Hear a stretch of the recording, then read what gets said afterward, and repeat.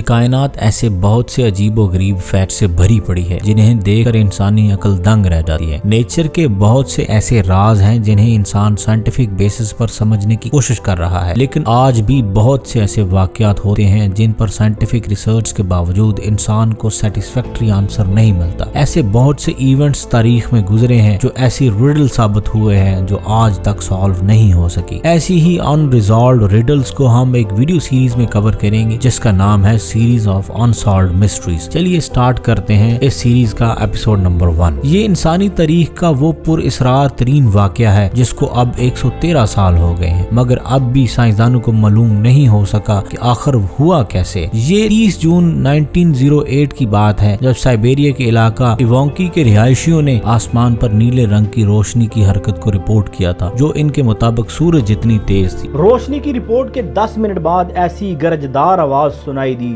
جسے بھاری توپ خانے سے گولہ باری کی جا رہی ہو۔ یہ آواز ایسٹ سے نارتھ کی طرف سفر کر رہی تھی، جبکہ اس کے بعد ایک شاک ویو نے اس علاقے کو جھنجھوڑ کے رکھ دیا اور کھڑکیاں ٹوٹ گئیں۔ دھماکے کی آواز جس کی لہریں یوریشیا بلکہ برطانیہ تک ارتھ کویک میجرنگ سکیلز نے ریکارڈ کی، مگر ایوانکی اور ارد گرد کے علاقوں کے رہنے والوں نے کسی قسم کے حقیقی دھماکے کو نہیں دیکھا۔ اس دھماکے کے بعد کئی دن تک ایشیا اور یورپ کے اوپر آسمان میں جگمگاہٹ کو دیکھا گیا جو برفانی ذرات بلندی پر بننے کی وجہ کا نتیجہ تھے، جبکہ مختلف ملکوں میں ایٹماسفیرک پریشر میں چینجنگز بھی دیکھی گئی۔ دھماکہ تو کسی نے دیکھا نہیں، مگر اس کے مقام کو ضرور دریافت کر لیا گیا جو ایسٹرن سائبیریا میں واقع تھا۔ وہاں موجود 800 اسکوائر میل رقبے پر پھیلا جنگل یا 8 کروڑ درخت مکمل طور پر غائب ہو گئے اور اس کی کوئی بھی وجہ سمجھ نہیں آ سکی۔ انیشلی سائنسدانوں کو یہ ماننا تھا وہ دھماکے کے اثر کا نتیجہ ہے، مگر اس مقام پر کبھی کوئی گڑھا دریافت نہیں ہو سکا، مگر جنگل کا جتنا بڑا حصہ مکمل طور پر سپاٹ ہو چکا ہے، اس کو دیکھتے ہوئے اندازہ ہوتا تھا کہ دھماکے کی طاقت 10 سے 15 ٹن تھی۔ سائنسدانوں کو یہ جاننے کی کوشش کی کہ آخر یہ دھماکہ ہوا کیوں اور کیوں کر اتنی طاقت کا دھماکہ ایک بڑا شہر تباہ ہو سکتا ہے، مگر اس واقعے کے بعد کبھی ایسا نہیں ہوا اور